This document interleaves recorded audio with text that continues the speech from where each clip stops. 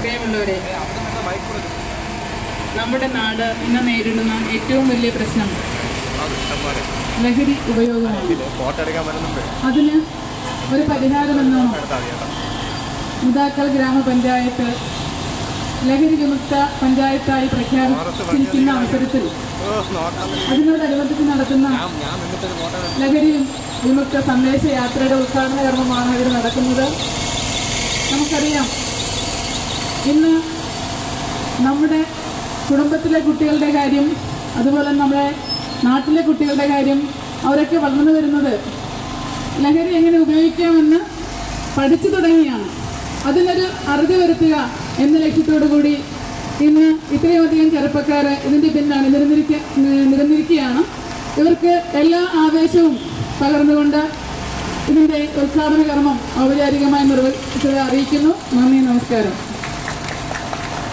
സംസാരിക്കുന്നതിന് വേണ്ടി ബഹുമാനപ്പെട്ട നഗരസഭ വൈസ് ചെയർമാൻ ശ്രീ പ്രദീപ് സാറിനെ ക്ഷണിക്കുന്നു.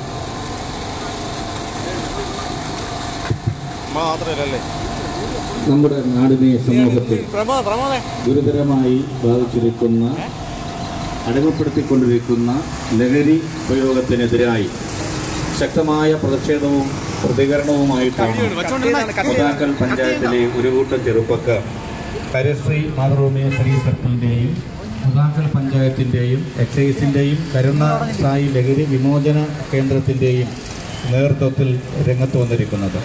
നിങ്ങളുടെ പ്രവർത്തനം വളരെ വളരെ ശ്ലാഘനീയമാണ്. മുതാക്കൽ പഞ്ചായത്തിനെ ആകെ ലഹരിയിൽ നിന്നും മോചിപ്പിക്കാൻ കഴിഞ്ഞില്ലെങ്കിലും 50% മോചിപ്പിച്ചു കഴിഞ്ഞാൽ നിങ്ങൾ നടത്തുന്ന പ്രവർത്തനം മഹത്തരമാണ് എന്ന അഭിമാനത്തോടുകൂടി നിങ്ങൾക്ക് എപ്പോഴും ഓർമ്മിക്കാം. നമുക്കറിയാം, ഇന്ന് നമ്മുടെ സമൂഹത്തെ ലഹരി ഉപഭോഗം അടിമയാക്കി മാറ്റിക്കൊണ്ടിരിക്കുകയാണ്.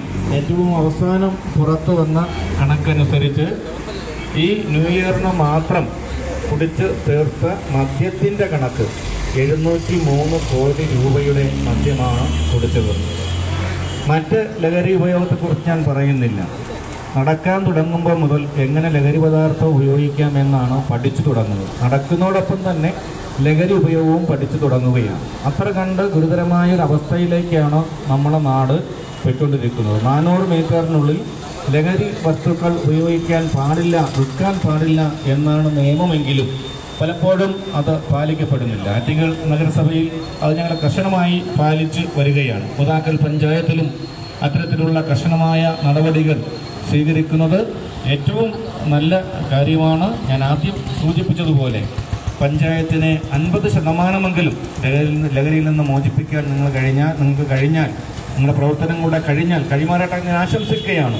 നിങ്ങൾ നടത്തുന്ന പ്രവർത്തനത്തെ മഹത്തരം എന്ന് എല്ലാവർക്കും വിശേഷിപ്പിക്കേണ്ടി വരും. നിങ്ങളുടെ ഈ മഹത്തായ പ്രവർത്തനം എല്ലാവരും അനുകരിക്കട്ടെ എന്നുകൂടി ആശംസിച്ചുകൊണ്ട് എൻ്റെ വാക്കുകൾ അവസാനിപ്പിക്കും. തുടർന്ന് സംസാരിക്കുന്നതിന് വേണ്ടി മുതാക്കൽ ഗ്രാമപഞ്ചായത്ത് വികസന ആരോഗ്യ സ്റ്റാൻഡിംഗ് കമ്മിറ്റി ചെയർമാൻ ശ്രീ ഇളമ്പാവ് ഉണ്ണികൃഷ്ണൻ അവരെ ക്ഷണിക്കുന്നു.